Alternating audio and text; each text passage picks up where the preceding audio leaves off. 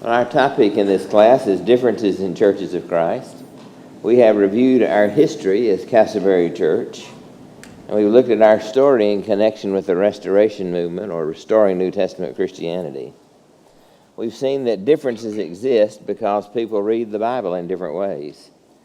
And last week we considered the common sense reading of the Bible, and today I want to take us on a journey through the Bible to see how God operates and to judge if we're thinking like God thinks so we can do His will. So we're going to begin by considering God's M.O., His mode of operation. And we're going to consider if this has application to be made for the church's organization and worship today. We all believe, I'm sure, the Bible is the Word of God, and in these 66 books He reveals or discloses Himself and His will. So let's take a look at how God does this and the applications we're to make of it. So we're going to start with God's mode of operation. And you can turn to Genesis 1 to begin with. So God generally moves things from chaos to organization and orderliness. The opening statement of the Bible indicates the earth was in a state of chaos. Listen to this. The earth was without form and void, and darkness was over the face of the deep, and the Spirit of God was hovering over the face of the waters. Everything about this opening description spells chaos: without form, void, darkness, deep, the Spirit or wind hovering over the waters. So it was chaos, but God brought order out of chaos. He spoke and His voice created, and it was logical and orderly. So let's take a look at the first 3 days of creation. God created habitats. Day 1, He created light, which dispelled darkness and made day and night. On day 2, He made an expanse in the midst of the waters, which resulted in sea and sky. And day 3, He gathered the water so dry land emerged, which in turn sprouted vegetation. Now, the next 3 days of creation, 4, 5, and 6, created inhabitants that correspond with the habitats and managed them. So on day 4, He created sun, moon, and stars that managed the light that was created on day 1. On day 5, He created sea animals and birds that inhabit the sea and the sky. And on day 6, He created living creatures and people to inhabit the earth. So out of chaos, God powerfully and wisely created and ordered the world. This is His mode of operation, as we will see. He brings order out of chaos. So just notice and admire that this is not creation random or by chance, but it was logical and organized. As the biblical text states 7 times, God saw it was good. It was what He wanted it to be. This is who He is. This is what He does. When He creates, there's order. There's a pattern that has meaning and purpose. So we're able to talk about the order of creation. Paul did, 1 Timothy chapter 2, hundreds of years later, the Apostle Paul addressed the roles of men and women, and he grounded his instruction in this order. He said, for Adam was formed first, and then Eve. So he argued along the lines of the order of creation. So this is God's mode of operation. But don't just take my word for it. Let's see God in action as recorded in His Word. So let's think about God's order for Israel. God delivered His people from slavery, and their departure from Egypt was deliverance from chaos. God rather systematically brought the plagues on Egypt, the result of which it must have been leaving this nation in disarray. Think about all their water was turned to blood. There were frogs everywhere. You open your cabinets and you get frogs. There's gnats, sores on people, first on animals, then on people, hail, thick darkness, and finally death of the firstborn. I would say Egypt was sacked and plundered. And then we read in chapter 12 of Exodus, verses 37 and 38, the people of Israel journeyed from Ramses to Succoth, about 600,000 men on foot, besides women and children. A mixed multitude also went up with them, and very much livestock, both flocks and herds. So God was not delivering just a small little group of people that he took across the river in one place. Surely this describes some degree of chaos. 600,000 men on foot, plus women and children. So we're around probably 2 million people. And they were pressured by the Egyptians to leave. In addition to that, there was a mixed multitude, which likely meant some of the Egyptians were going with them. Plus there were thousands of animals and all their stuff. It must have been chaotic. But from this chaos and leaving their slavery, God led them through the wilderness, across the Red Sea, fed them with manna, provided water from a rock. He led and provided and gradually made all these people into a nation. That's giving order to this situation. Think about the final phase of what God did at the Red Sea. You know, Pharaoh had a change of mind at the last minute about letting Israel go, and he pursued them in the wilderness. And he thought he had them hemmed in when they came to the sea, and his army was behind them. So here's Israel facing the Red Sea, and they looked back to see the Egyptians behind them. And the people thought it was lost. They were done in. But God parted the waters for them to pass through. They passed through on dry land with the waters walled up on either side. And then the Egyptians come through the riverbed, and chaos occurred as the waters rushed over them. So Exodus 14, verse 28 says, not one of them was left. So I would say rather systematically, with decision and purpose, God delivers his people from slavery. All right, let's go forward a little. Let's talk about a law and a way for God's people. Israel came to Mount Sinai, where God gave them a law. He spoke first, Exodus chapter 20. He spoke the 10 words of the 10 commandments that were a summary of the law. And then he revealed the rest through Moses, who was on the mountain. About 11 months at the mountain, God ordered a census to be taken, and then he gave them literal organization. 12 tribes camped around the four sides of the tent of meeting. 3 tribes assigned to each side. Tim, you can go forward a couple. I have a picture of this. This is the arrangement of the camp. So 12 tribes camped around 4 sides, 3 tribes on each side. There's a family of Levites between the people and the tent because they were more holy, so they were kind of a buffer zone. All carefully arranged and organized. And then the camp arrangement was ordered in a way to facilitate their marching through the Promised Land. So when the nation left the mountain, the order of the encampment becomes the order of marching. I have a slide on that too. Judah goes first, and then the others follow. And the tabernacle is interspersed in that line. There's one exception here, and that is the Ark of the Covenant went before them, Numbers chapter 10, verse 33. So when they camped, the Ark of the Covenant was in the center, because God needs to be in the center of your life. But when they marched, he was in front. He needs to lead. So according to Numbers 10, the cloud moved and the people of Israel set out by stages. They set out at the command of the Lord by Moses. So in a very orderly, organized way. Now let's go to the Promised Land, the land of Canaan. It was conquered, and then it was allotted. Under Joshua's leadership and with God's help, they conquered the land of Canaan. With Israel's cooperation and obedience, God would help them take the land systematically and practically. Exodus 23, listen to this. God said, I will send my terror before you, and I will throw into confusion all the people against whom you come against. or who will come against you.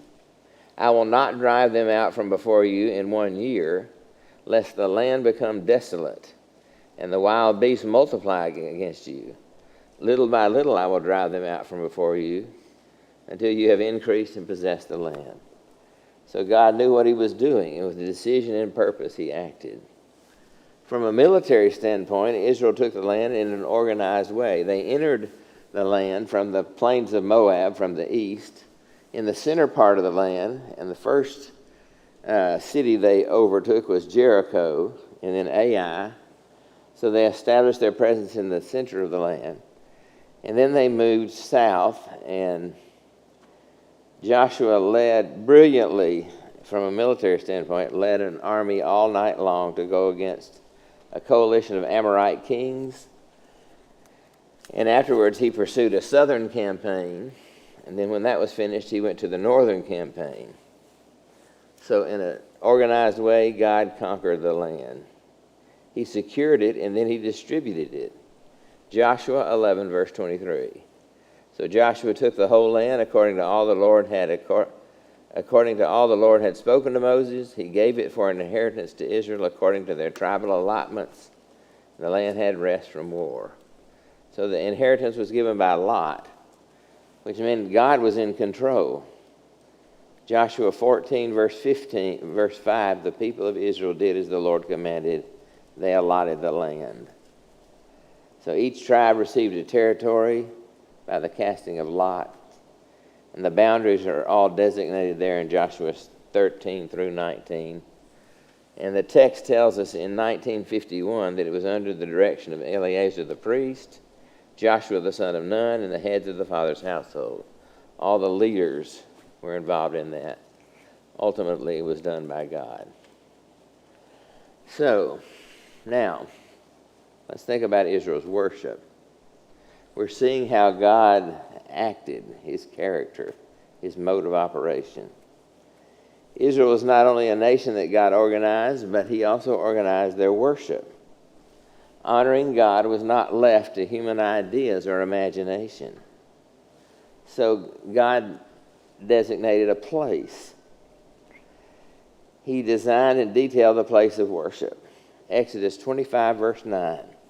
Exactly as I show you concerning the pattern of the tabernacle and all its furniture, so you shall make it. So he gave instructions that we might think are in excruciating detail. Materials to use, the colors there to be, the length, the shapes, the number of pieces, all that detail is given. Now, what did the nation do? When you read Exodus 36 through 38 about the construction of the tabernacle, it is recorded in the same excruciating detail. Exactly the same. All the materials, the colors, the length, the shapes, the number of pieces. So why did the writer do that? Why did he simply say that they did what they were instructed to do? No, he gave every detail again.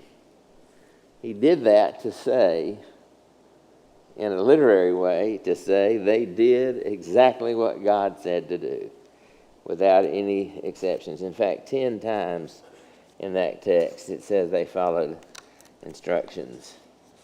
Chapter 39, verses 42 to 43. According to all that the Lord had commanded Moses, so the people of Israel had done all the work.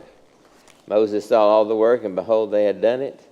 As the Lord had commanded it, so they had done it, and Moses blessed them. The excruciating detail in instruction and construction emphasize that they did exactly, carefully, precisely what God said to do. But it wasn't only the structure of worship that was organized, the worship itself. Think about the book of Leviticus. Leviticus presents details concerning the offerings that were to be included. It talks about the involvement of the worshiper, the responsibility of the priest, the manipulation of the animals as they expressed worship to the Lord and made atonement for their sins.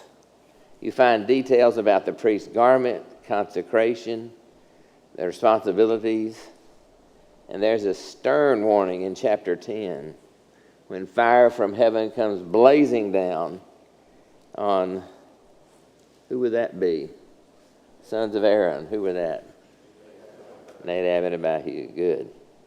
You've been following the Bible drill. The fire blazed down to consume Nadab and Abihu because they offered unauthorized fire or strange fire before the Lord. So God was concerned about the offerings, and he gave details. The leaders, David, who was a man after God's own heart, and the sweet psalmist of Israel, spent the older years of his life organizing Levites and priests. He was going to build the temple, but God said, no, you're not going to do that. Your son will. But David spent his older years organizing the Levites and the priests. Chapter 24 of 1 Chronicles. These had their appointed duty in their service to come into the house of the Lord according to the procedure established for them by Aaron their father, as the Lord had commanded him. So listen to that. Their appointed duty according to the procedure established as the Lord commanded. Musicians were also organized, and their duties were assigned. 1 Chronicles chapter 25. So David and the chiefs of the service set apart chosen men to prophesy with lyres and harps and cymbals, according to 25 verse 1. Others were skillful in singing, mentioned in verse 7.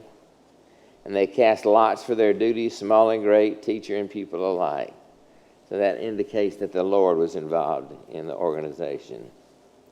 I think this is interesting. Years later, when Hezekiah led the nation to renovate the temple and its worship, he didn't just make it up as he went along. 1 Chronicles 29, verse 15. Listen to just a small part of the record. The Levites went in as the king had commanded by the words of the Lord to cleanse the house of the Lord. And they were concerned about the worship itself. Chapter 29 of 1 Chronicles, verse 25. And he stationed the Levites in the house of the Lord with cymbals, harps, and lyres, according to the commandment of David, and of Gad the king's seer, Nathan the prophet, for the commandment was from the Lord through his prophets. So many years before, God had given organization through David, and Hezekiah, when he is renovating the temple and its worship, follows what was done before. So the organization was important. Turn to Jeremiah, if you will, just a minute, to take a look at chapter 7. In the days of Jeremiah, chaos was everywhere in Jerusalem. Priests and people had gone their own way. They were saying, this is the temple of the Lord, this is the temple of the Lord, this is the temple of the Lord. But they were not doing what God had authorized for the temple. Chapter 7, verses 17 and 18. They went after other gods and came to the temple, saying they were serving God, but Jeremiah calls them out.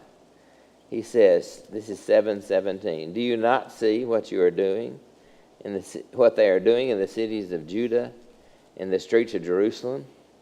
The children gather wood, the fathers kindle fire, the women knead dough to make cakes for the Queen of Heaven, and they pour out drink offerings to other gods to provoke me to anger. So chaos is occurring. Through Jeremiah, God said, verse 30, for the sons of Judah have done evil in my sight. They have set their detestable things in the house that's called by my name, to defile it. And they have built the high places of Topheth, which is in the valley of the sons of Hinnom, to burn their sons and their daughters in the fire, which I did not command, nor did it come into my mind. Think about that last little sentence, nor did it come into my mind. What people were doing in sacrificing their children was not only disobeying, but they were acting entirely outside the pattern. Their false worship was shaped by their culture instead of by their God. What they were doing in child worship never even occurred to God, and it shouldn't have occurred to them either. God says, in effect, what's wrong with you people, that this would enter your mind? And this causes us to ask a question of ourselves. What are we thinking? Are we thinking like God thinks? Are we giving a careful attention to His Word? I don't mean that we have a list of rules that we mechanically follow, but I'm saying that our minds and hearts need to be shaped by God's mind and heart, by the pattern of life that He has established. That we're satisfied to do this because we have decided to think as God thinks. So let's look at Ezekiel a moment. Ezekiel chapter 43. The prophets began anticipating the day of the Messiah. That would be the messianic coming of Jesus. Sometimes people have the idea that the coming of Jesus means less pattern, less order, that the new covenant is love and compassion, and you make it whatever you want to according to the feelings of your heart, that somehow that's authentic worship. Well, let's see what's happening in Ezekiel. In chapters 40 through 48, that's a lot of chapters, Ezekiel 40 through 48, Ezekiel's temple is a vision. It would not be built physically. It was a spiritual reality that Jesus would construct in His kingdom, in His temple or His church. The long vision is filled with details that indicate there is a pattern for what the Messiah will build. It's not just love in your heart and worship God however you feel in your spirit. So let's look at Ezekiel 43, verses 10 through 12. I'm going to build something, God said in effect, that has structure. I need to turn there myself.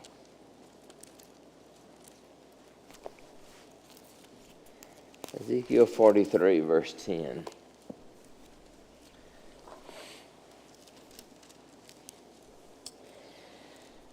As for you, son of man, describe to the house of Israel the temple, that they may be ashamed of their iniquities, and they shall measure the plan. And if they are ashamed of all that they have done, make known to them the design of the temple, its arrangement, its exits and entrances, that is, its whole design. And make known to them as well all its statutes, and its whole design, and all its laws, and write it down in their sight, so that they may observe all its laws and its statutes and carry them out. This is the law of the temple, the whole territory on the top of the mountain. All around shall be most holy. Behold, this is the law of the temple. And that wasn't going to be a physical temple. It was to be the spiritual reality. God says, I'm going to build something that has structure like the former temple did. So, I think this is a good time for us to turn to the book of Hebrews. Just a moment.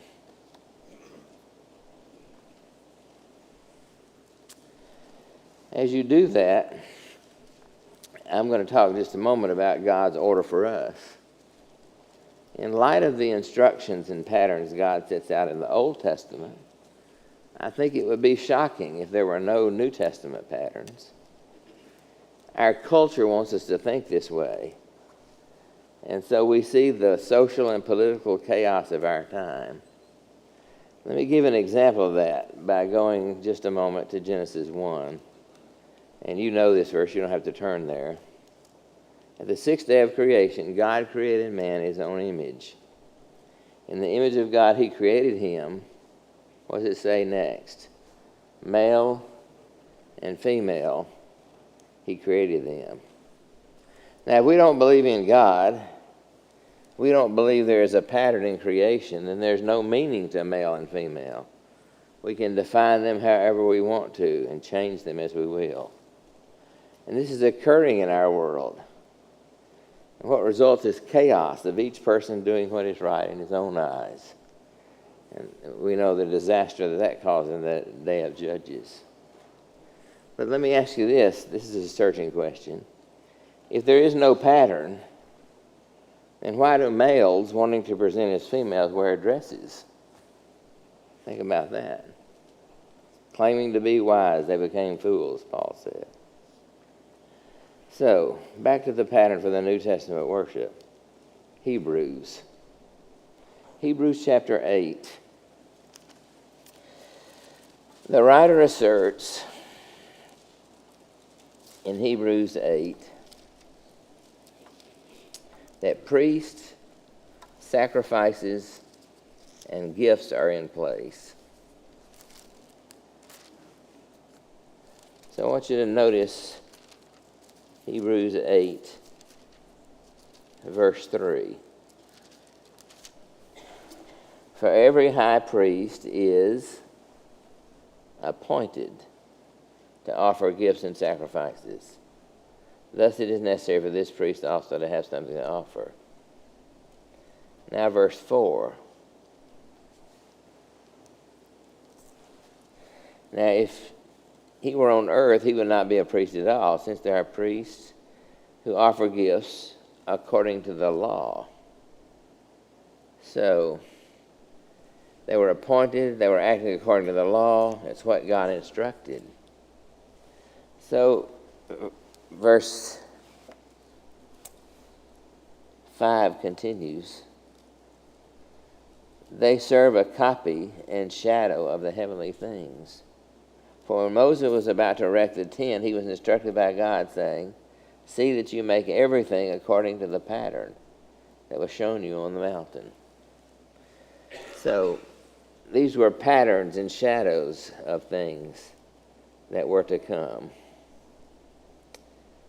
So, if the copy and shadow were to be made according to the pattern, how much more the reality?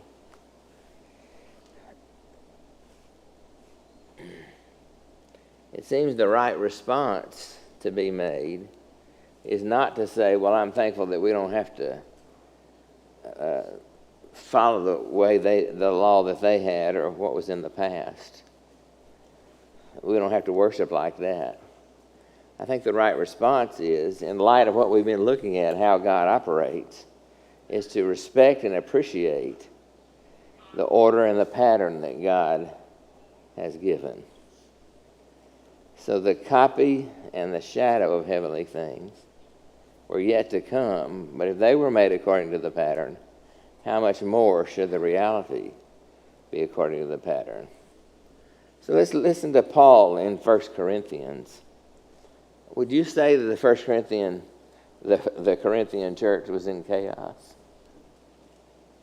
They tolerated immorality. They had corruption of the Lord's Supper. Had abuse of spiritual gifts, wrong ideas about the resurrection. And so Paul writes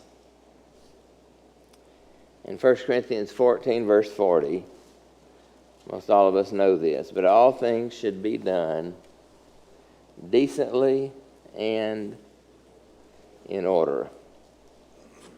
With that statement, I think Paul assumes there is a pattern, there is structure.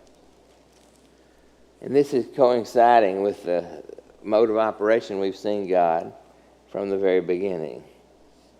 He moves from chaos to organization. That's his mode of operation, his pattern. So, where the church's organization and work are concerned, we read in the book of Acts, the letters of the New Testament, the epistles, what was being done under the direction of the apostles.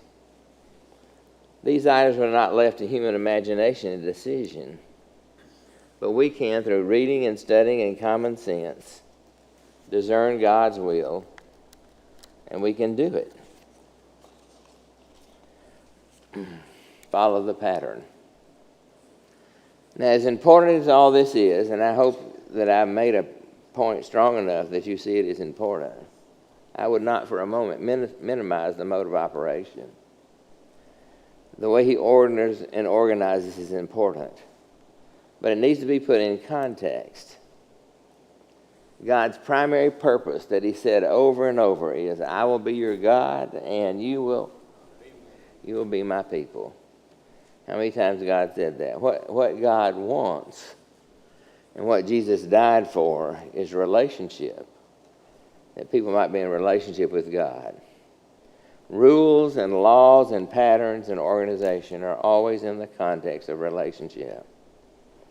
It's not unusual for that to be out of kilter, to emphasize rules to the neglect of relationship, or relationship to the neglect of rules. But the Bible presents both, and we should accept and appreciate both. Let me show you that. The tabernacle and temple that were to be carefully constructed, we saw that back in Exodus, and they were carefully constructed. We saw that in the repetition of the text. But organization was not the ultimate purpose. People and priests were careful in construction and diligent with their skills, because this is the place that God would be with his people. Exodus 25, verse 8. Look at that. God said, "Let them make me a sanctuary, that I may dwell in their midst." When all the instructions were given and all the details were followed, carry out as God commanded, what happened next? Well, did everybody just kind of stand back and admire the work? Did they have a reception to focus on the structure?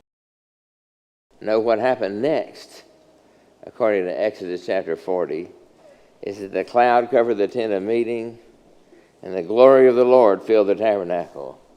God came to dwell among his people. So all the rules and the patterns were extremely important, but they were to the end that God might dwell with his people. Leviticus is about the same way.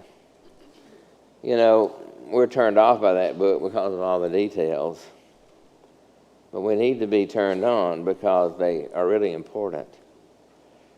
We need to think about the patterns. So we have the sacrifices and the offerings. The writer presents instructions for those rituals that have much detail: where to put the blood, where to put the fat, what to do with the animal's carcass. But then we come to Leviticus 26. In Leviticus 26, we see how God is really serious about this. Verse 11, "If you walk in my statutes and observe my commandments and do them," this would result in great blessings. The Lord added, "I will make my dwelling among you, and my soul shall not abhor you. And I will walk among you, and will be your God, and you shall be my people. I am the Lord your God, who brought you out of the land of Egypt. You should not be their slaves. I have broken the bars of your yoke and made you walk erect." He made them, and he walked among them. Listen to that. "I will make my dwelling among you, and my soul shall not abhor you, and I will walk among you." I'm reminded of Exodus chapter 20, where God presents the 10 Commandments. Before any commandment is given, God says, "I am the Lord your God, who brought you out of the land of Egypt, out of the house of slavery. I am your God, who's delivered you. Therefore, don't have any other gods before you," and the other instructions. So Numbers presents the arrangement of the camp as we saw, and formation of the march. There's much detail given as God organized the people. But this was not just about order and organization. Listen to Numbers chapter 6, 23 to 26. Aaron and his sons were to stand and bless the people. They were to say, "The Lord bless you and keep you. The Lord make his face to shine upon you and be gracious to you. The Lord lift his countenance upon you and give you peace." The order that God gave to the camp and the march were to the end that he might bless them in every way, that his face could shine upon them and lift his countenance upon them and give you peace. So you see, all these patterns were in the context of relationship. Sometimes the charge is made that emphasizing a pattern is legalistic. It makes our connection to God just a bunch of rules. And that what's most important is we follow the pattern. No, that's part of the story, but that's not the whole story. Following the pattern is important. But God gave organization in order to the end that we might be his people. And he will be our God.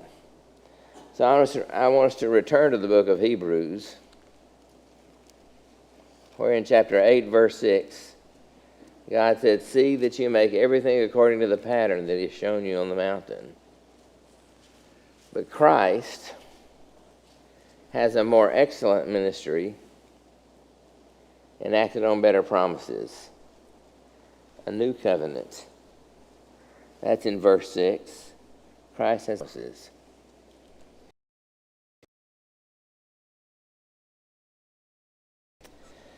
So, chapter 8, verse 10. "For this is the covenant that I will make with the house of Israel after those days. I will put my laws into their minds and write them on their hearts. And I will be their God, and they shall be my people. And they shall not teach each one his neighbor, and each one saying, his brother saying, Know the Lord. For they all shall know me, from the least of them to the greatest of them. For I will be merciful toward their iniquities, and I will remember their sins no more." The ministry of Christ is to the end that God can be our God and we'll be his people. Let's look at chapter 9, verse 14. "The blood of Christ purifies our conscience from dead works, that we might do what? Serve the living God." Chapter 10, verses 19 to 22. Jesus opened a new and living way, that we might do what? Draw near with a true heart, in full assurance of faith, with our hearts sprinkled clean from an evil conscience, and our bodies washed with pure water. Chapter 12, verse 28. "Through Jesus we received a kingdom that cannot be shaken. Let us therefore offer to God acceptable worship with reverence and awe." Listen carefully to that. The pattern was important, but because it makes possible and emphasizes relationship with God. Implementing the pattern is not legalism. It's love. It's knowing God, serving God, drawing near to God, worshiping God, wanting God to be with us, wanting his Son to save us, and his Spirit to dwell in us. That's why Paul said, "Do all things decently and in order." So in regard to the church and our worship, we're going to pursue that more.